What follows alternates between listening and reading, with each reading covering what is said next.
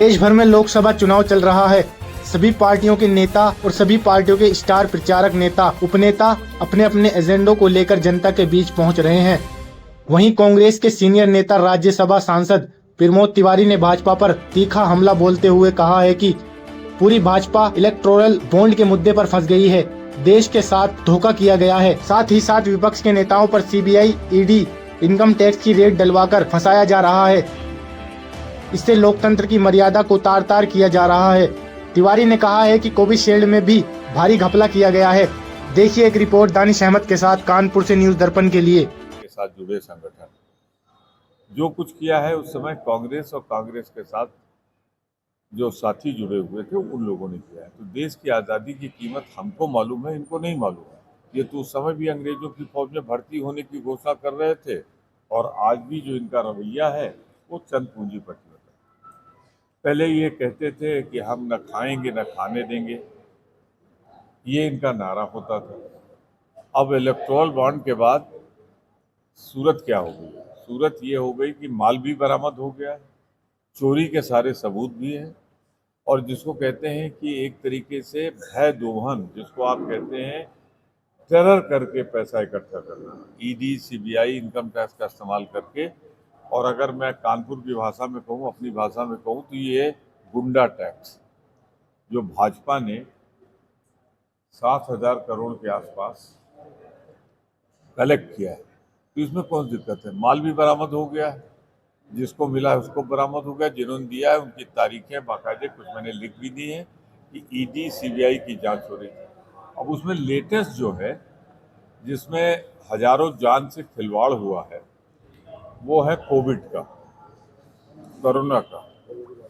जी, अब तो British court में भी एफिडेविट फाइल हो गई है।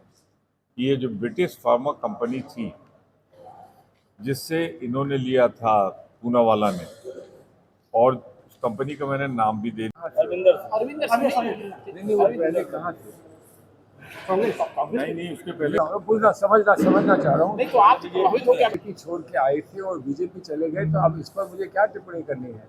लेकिन हाँ, बहुत पुराना उनका संबंध कांग्रेस से था और वो कांग्रेस में आए, कांग्रेस में उन्होंने अध्यक्ष पद भी प्राप्त कर लिया। इतनी जल्दी जो पूरा जीवन हो जाता है लोगों को और नहीं मिल पाता है।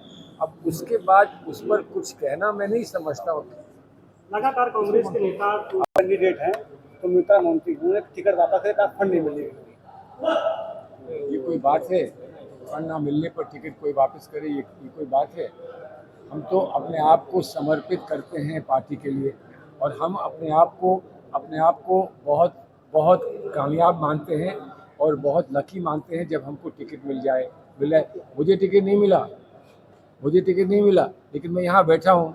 मैं ये नहीं कह रहा हूँ कि मुझे टिकट नहीं मिला, मैं जा रहा हूँ। आप समझे, हमारे यहाँ बहुत सारे लोग हैं जो पूरा जीवन समर्पित करे हुए हैं इस पार्टी को, कांग्रेस पार्टी को, और वो समर्पण कांग्रेस पार्टी को फिर से मजबूत करके खड़ा करेगा, ये हमारा विश्वास है। लेकिन कहवा तो पूरी आ गया, तीनों कांग्रेसी हैं और किसी को पैसा हमें बोलने नहीं देते। कानपुर में समाजवादी पार्टी की तरफ उनका इस्तेमाल कर रहा है। हमारे राष्ट्रीय अध्यक्ष जनाब अखिलेश यादव जी ने ये गठबंधन किया पूरे प्रदेश में। कानपुर शहर में, क्योंकि मैं कानपुर का अध्यक्ष हूँ, कानपुर शहर में आलोक मिश्रा हमारे गठबंधन के प्रत्याशी हैं। कांग्रेस उनको लड़ा रही है। कानपुर में 5 सीटें हैं, जिसमें 3 समाजवादी पार्टी के एमएलए हैं, और कानपुर शहर में हम कांग्रेस के साथ मिलकर पूरे तौर से कानपुर शहर में आलोक मिश्रा को जिताने का काम बूथ स्तर पर कर रहे हैं। और मैं सबसे अहम बात आपको बता दूं, 2017 में कांग्रेस के साथ मेरा गठबंधन था। उससे पहले मेरी 1 या 2 सीट आती थी, लेकिन कांग्रेस के साथ गठबंधन था। और जनाब सलमान खुर्शीद साहब, जब वहाँ प्रमोद तिवारी साहब कानपुर में इनके कदम पड़े थे, उसके बाद कानपुर शहर में मैं 3 सीटें जीता था।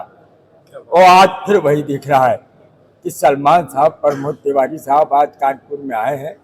हम कानपुर से जीतने जा रहे हैं फिर कानपुर लोकसभा। क्या अखिलेश जी ये इनके जरूर